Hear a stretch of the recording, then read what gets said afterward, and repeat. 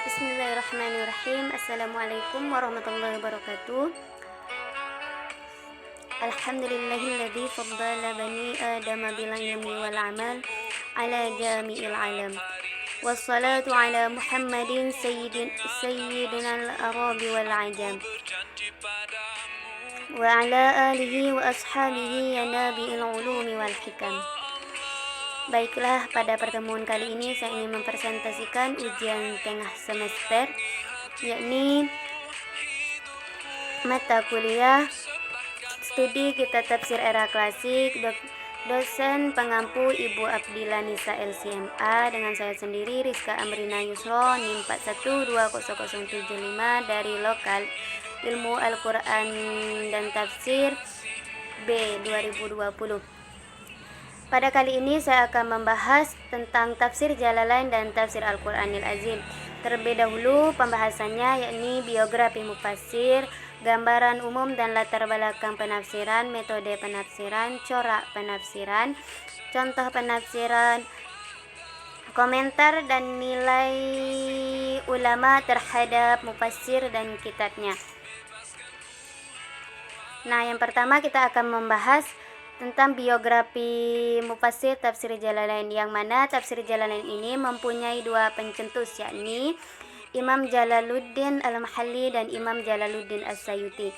Terlebih dahulu saya akan sedikit menguraikan biografi Imam Jalaluddin Al-Mahalli.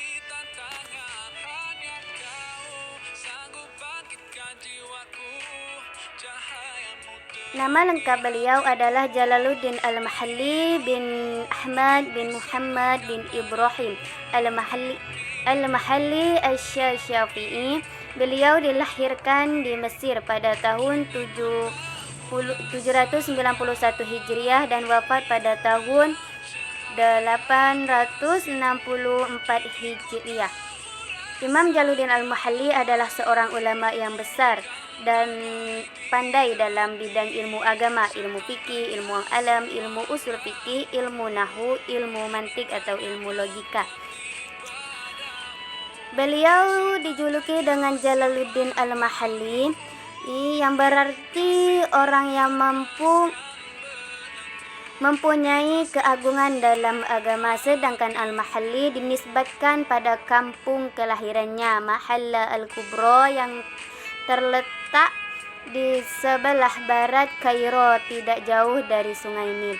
Sedangkan selain dikenal sebagai ahli tafsir, Al-Mahalli juga dikenal seorang ulama yang kepribadian mulia, sahih, wara. Beliau merupakan sosok ulama yang sederhana dan jauh dari gemerlap dunia.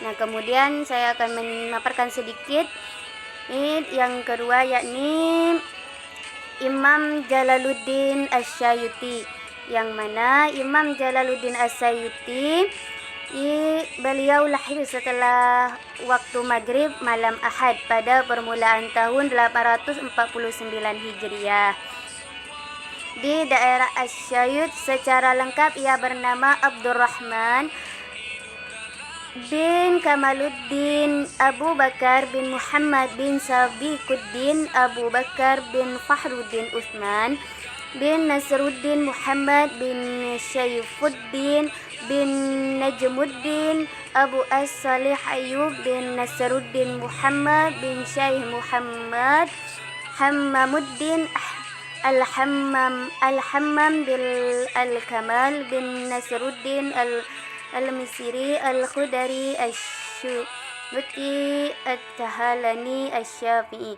Nasab keluarganya bersambung kepada keluarga Persia yang pindah ke Mesir, distrik Khudariyah sebelah timur Baghdad. Kemudian dia bermukim di daerah Asyad sebelum kelahirannya. Namun ada keterangan lain yang menyebutkan bahwa ayahnya berdarah Arab. Jalaluddin As-Sayuti berasal dari karangan cendekiawan sejak kecil. Bapaknya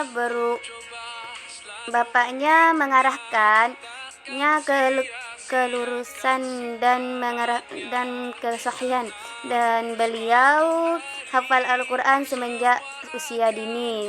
Ia selalu mengikuti kajian majelis-majelis ilmu dan berbagai majelis qadiyah.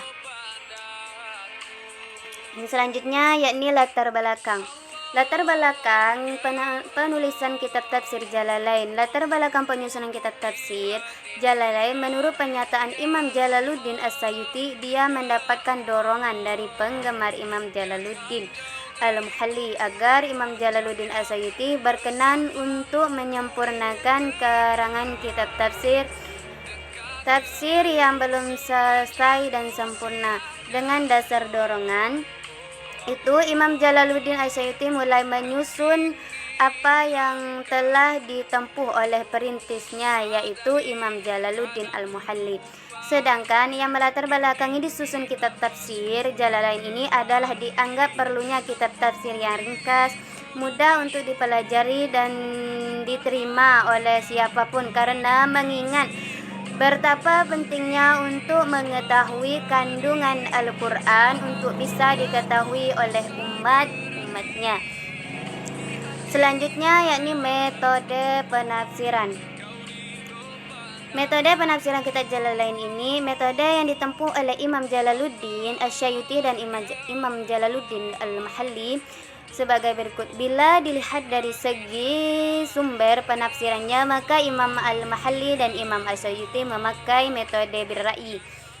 Bila dilihat dari segi menafsirkan ayat-ayat Al-Quran, maka Imam Muhalli dan Imam Asy-Syayuti memakai metode bayani atau deskriptif.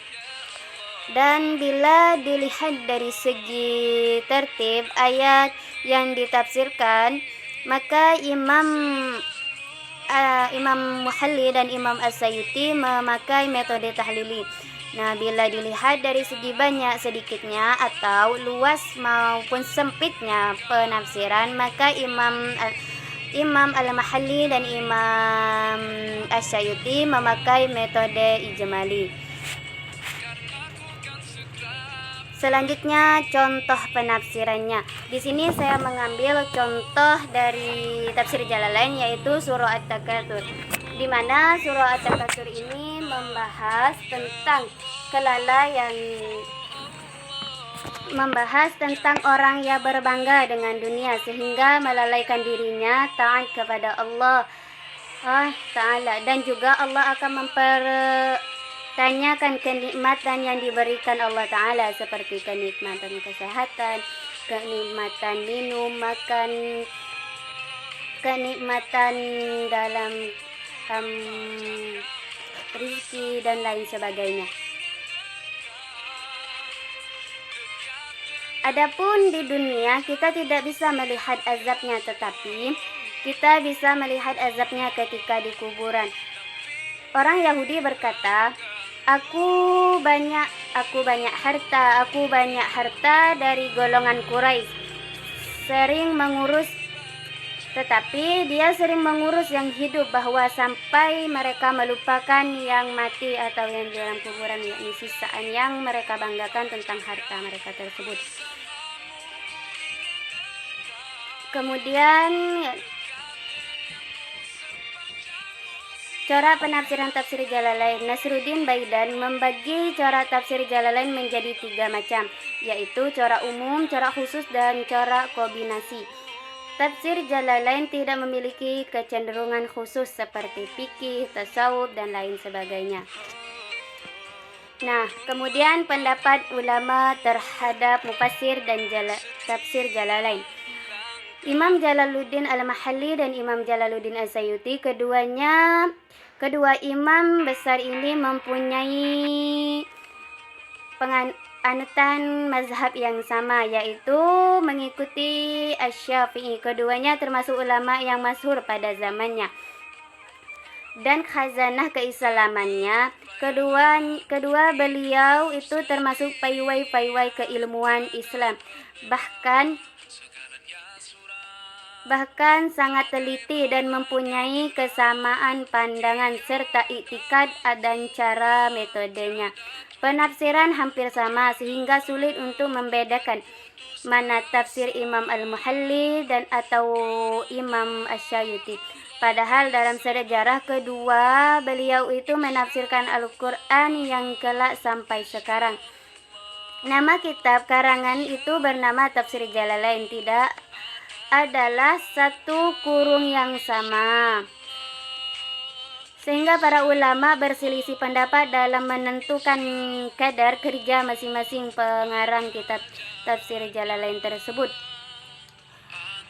Dalam menafsirkan kitabullah itu, namun setelah memeriksa secara teliti dan mendapat kandungan-kandungan kitab tafsir tersebut, dapat dikatakan bahwa Imam Jalaluddin Al-Mahalli penulisan tafsir dari awal surah Al-Katsir, surah Al-Katsir, surah Al-Fatihah, tapi kemudian beliau wafat dan sampai akhirnya surah An-Nas selanjutnya dimulai oleh Imam Asy-Syafi'i. Nah, kemudian yaitu saya menjelaskan materi yang kedua, yakni tentang tafsir Al-Qur'anil Azim, yang mana biografi Imam Ibnu Katsir ini.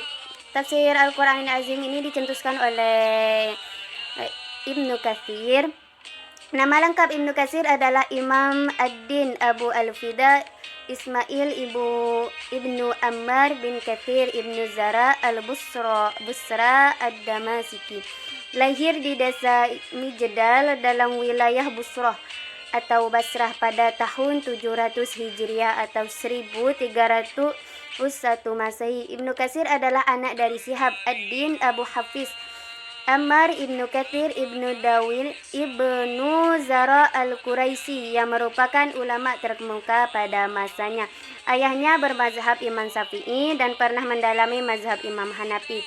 Wafatnya Mufasir ini atau wafatnya Ibnu Katsir ini pada hari Kamis Februari 1373 Masehi. Dimakamkan di Damaskus bertepatan dekat dengan ibunya. Nah, di sini terdapat dua pendapat. Ulama ini meninggal tidak lama setelah ia menyusun kitab Al-Ijtihad fi Talab Al-Jihad atau ijtihad dalam mencari jihad, dan dikebumikan di samping makam gurunya Ibnu Taimiyah. Nah, ada yang mengatakan di samping makam ibunya dan ada juga yang mengatakan di samping makam gurunya, yakni Ibnu Taimiyah.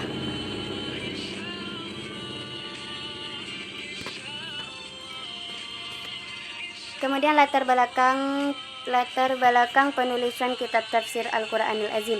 Latar belakang penulisan tafsir Al-Qur'anil Azim lahir pada abad ke-8 Hijriah atau 14 Masehi. Berdasarkan data yang diperoleh, kitab ini pertama kali yang diterbitkan oleh Dar Al-Kutub Al-Ilmiyah Beirut, Lebanon, yaitu pada tahun 1342 Hijriah atau 1923 Masehi yang terdiri dari 4 jilid. Ibnu Katsir merupakan seorang yang dianugerahi oleh Tuhan kekuatan ingat dan cepat dalam menangkap dalam berbagai bidang keilmuan, serta yang kita ketahui dalam karyanya dalam bidang hadis sampai dia hafal sanadnya sampai bersambung dengan Nabi Muhammad SAW. Kemudian ini metode kitab tafsir Al-Qur'anil Azim. Ibnu Katsir menafsirkan Al-Quran dapat dikategorikan sebagai manhaj tahlili atau metode menganalisis.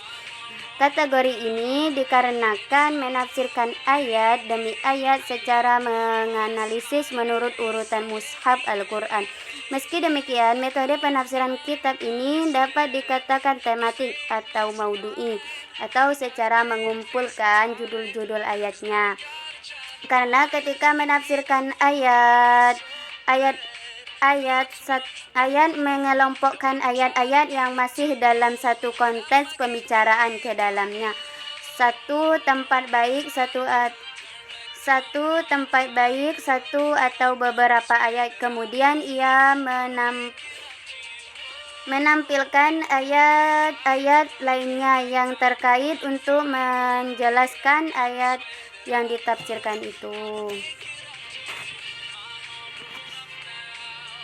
Kemudian corak tafsiran. Kitab Tafsir Al-Azim. Kitab ini dapat dimasukkan dalam kategori sebagai salah satu kitab tafsir dengan corak otoritas al-laun wal ijtihad.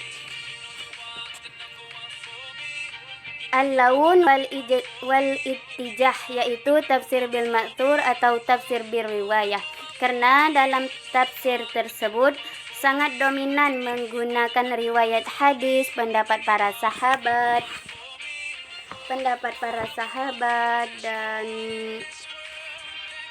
dan tabi'in. Dalam tafsir Ibnu Katsir terdapat beberapa corak tafsir. Hal ini dipengaruhi dari beberapa bidang kedisiplinan ilmu yang dimilikinya. Adapun corak-corak tafsir yang ditemukan dalam tafsir Ibnu Katsir sebagai berikut, yakni corak fikih. Corak fikih adalah corak tafsir yang cenderung mencari hukum-hukum fikih dalam ayat-ayat Al-Quran.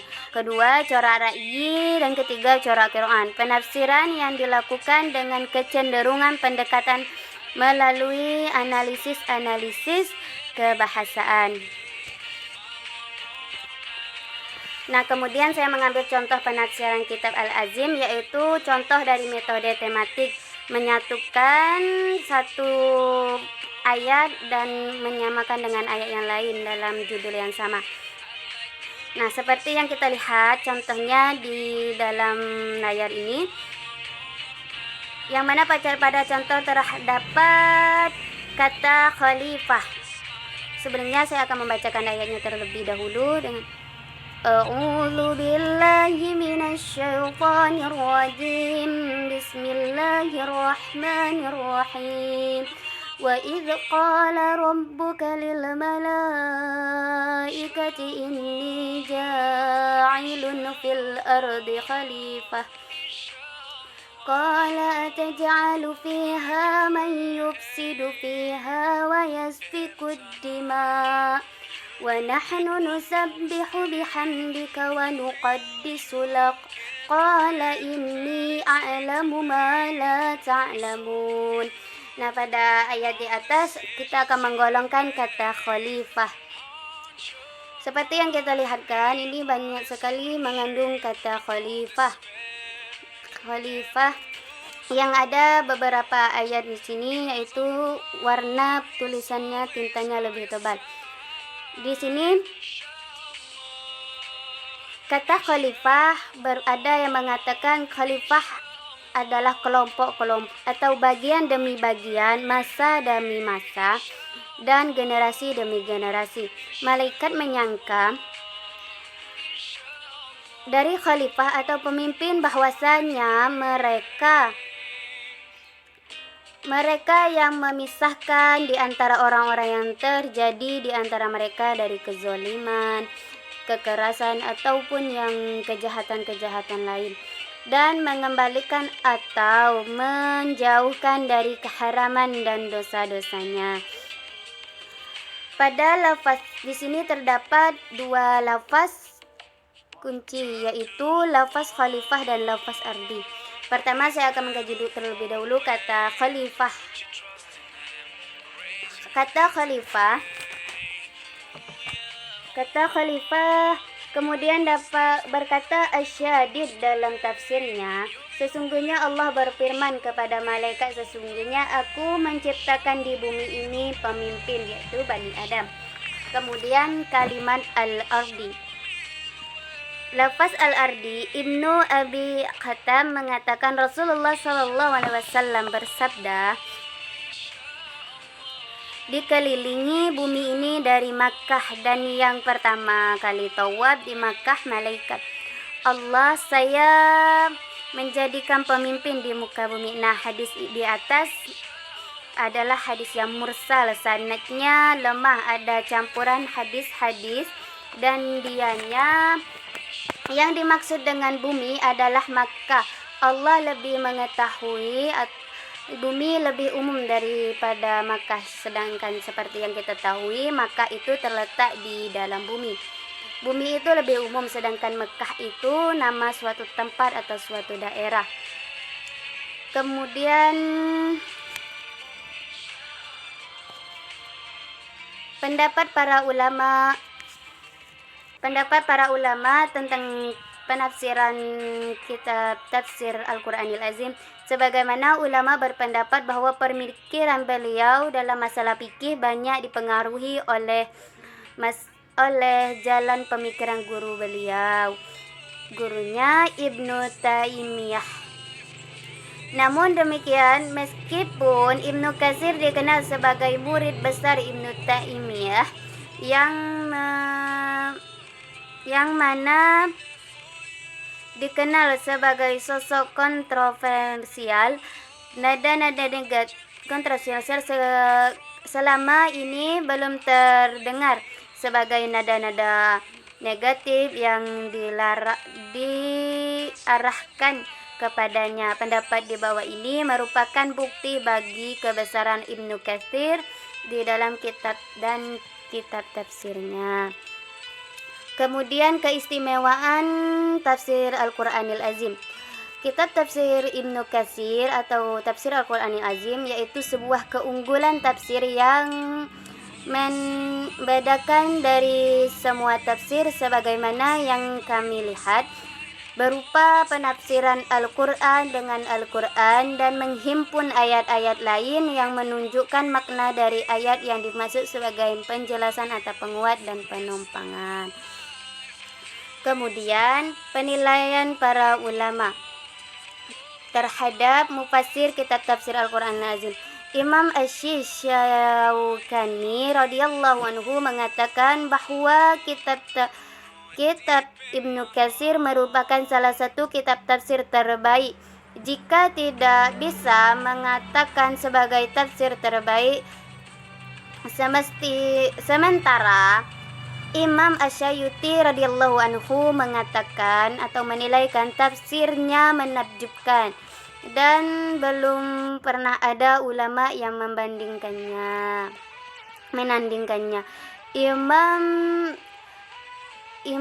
Imaduddin Ismail bin Umar bin Katsir adalah alumni akhir madrasah tafsir dengan tafsir Aksan. Ulama ini juga tercatat salah seorang murid Syekhul Islami Ibnu Taimiyah radhiyallahu anhu, wafat pada tahun 774 Hijriah. Tafsir Al-Qur'an Ibnu Katsir terdiri dengan 10 jilid. Penafsiran ayat-ayat Al-Qur'an dilakukan dengan sangat teliti yang menukil perkataan para salafus shalihin.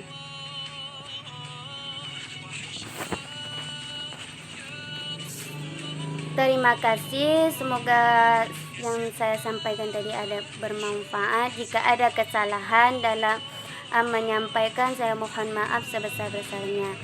Saya akhiri, wassalamualaikum warahmatullahi wabarakatuh.